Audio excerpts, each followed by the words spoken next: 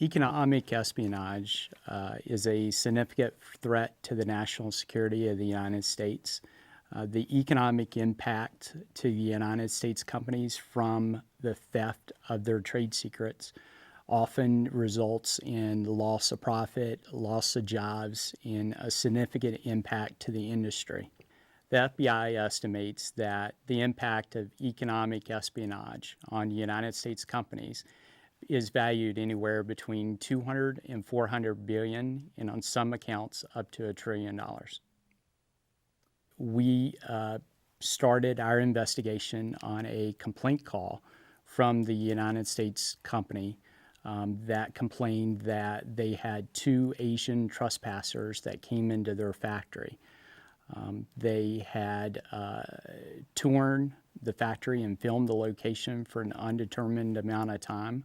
They called the FBI because they thought that it could have been an Asian competitor for that U.S. company. From the initial complaint call, they were concerned that this would just be seen as a regular trespassing case to the FBI, and the FBI would not be responsive.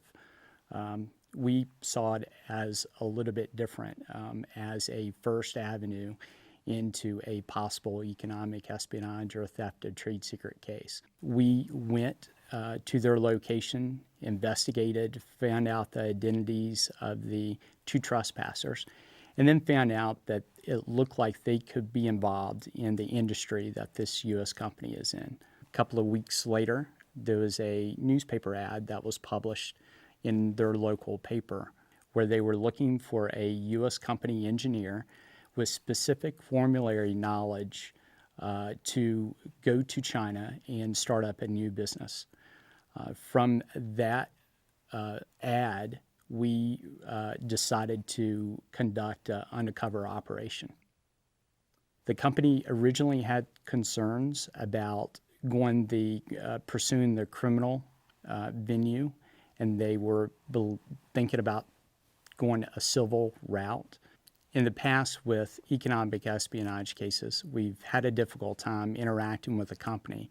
Their concerns are legitimate. They're a public or sometimes traded U.S. company. They have concerns that their financial information is going to be included in public documents with the court. We heard those concerns, and in this particular case, we worked with the company to mitigate those concerns. There were many phone calls that we had, and each point in the investigation, we gave them updates so they could decide on their end, because they had their own business interest, on how to follow through. At some point, we had a meeting between their legal representative and the United States Attorney's Office, where it was worked out and agreed upon what kind of information would be provided for the court and what kind of information would be withheld. From there, we decided the best course of action would be to have a potentially undercover employee respond to the newspaper ad. Once we got into the details about the extent of the engineering knowledge that our undercover employee would need to have, it just made more sense for us to borrow a U.S. company employee that already had that knowledge, and we could instruct them and assist them with the undercover operation. From that point, they were a little apprehensive. They were concerned about their employee's safety. They were concerned about how involved he would be. They were also concerned about the criminal proceedings, if his identity would be discovered in that, and if he would have to testify. From that, we negotiated, and they agreed with certain restrictions that they would give us an employee. I went, met with the employee. We started an email exchange in response to that newspaper classified ad. Right off the bat, once we submitted the resume of the employee, they were very interested. As a matter of fact, they were not questioning any of his credentials. They immediately wanted to hire him and have him come back to China to tour their potential plant within a matter of weeks. We needed to slow them down to sort of discuss how this would play out, and also meet with the company to explain exactly what the potential operation could be. The idea was that we would lure them over here to exchange money for this company's proprietary and trade secret information. So we arranged for the following week that Jili Huang was going to have other business here in the United States, and he agreed to come and meet this employee of this U.S. company. So we set it up to where they met at a restaurant. We mic'd the employee up. We instructed him and gave him certain clues. We had certain words. Right off the bat at that restaurant, they were very interested in the information he had to provide. They were very happy to pay $100,000 and wanted the exchange to happen right away. This U.S. company is considered an industry leader in the material that they make. It took them 20 plus years to develop that specific trade secret information. If they were able to reproduce that product in China and reship to the United States, the company estimates within 3 to 5 years that they could potentially lose jobs and be out of business. In the beginning, they were surprised that an Asian competitor would go to this degree to obtain their trade secret information. By the end, after the prosecution, I think they had a better understanding of the extent of how they had become a target. Jili Huang was sentenced to 18 months in federal prison in California and agreed to pay a $250,000 fine. Zhao Guanqi, the translator for Jili Huang, was released never to return back to the United States and fined $20,000. There's several things we call indicators that U.S. companies can watch for to protect their proprietary information.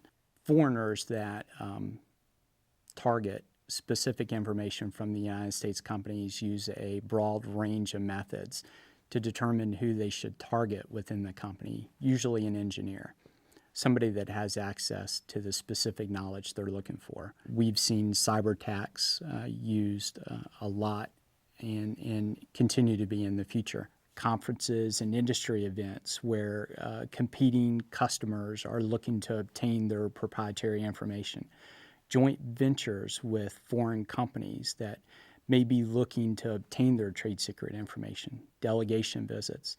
And social media where their engineers post specific project information that foreign companies are looking to obtain. They target social media, LinkedIn, websites, anything that generally has a resume that shows that they have specific formulary knowledge. The FBI currently has an initiative where their strategic partnership coordinators are tasked with educating United States companies on how they could become less of a target for theft of their trade secret or corporate espionage. Through developing this relationship, we hope to garner their support in realizing that this economic espionage and theft of their trade secret is a very real problem. This particular case is a great example of how the FBI and the United States Attorney's Office has partnered with a United States company to protect their trade secret information. Over this trusting relationship we've built, we've been able to assist them in covering up some of their vulnerabilities so they're less of a target. They've installed security cameras, they've tightened up their non-disclosure agreements, and really just a total mind shift change into protecting the information that they value so much. At the end, the U.S. company was very appreciative that the FBI was able to intervene and protect their trade secret information. The relationship continues because this company is not a target, just a one-time target. This company continually is being sought for their trade secret information. If you believe your company is a target or a victim of theft of trade secret, the FBI would like to explore the criminal proceedings that we can add to the investigation.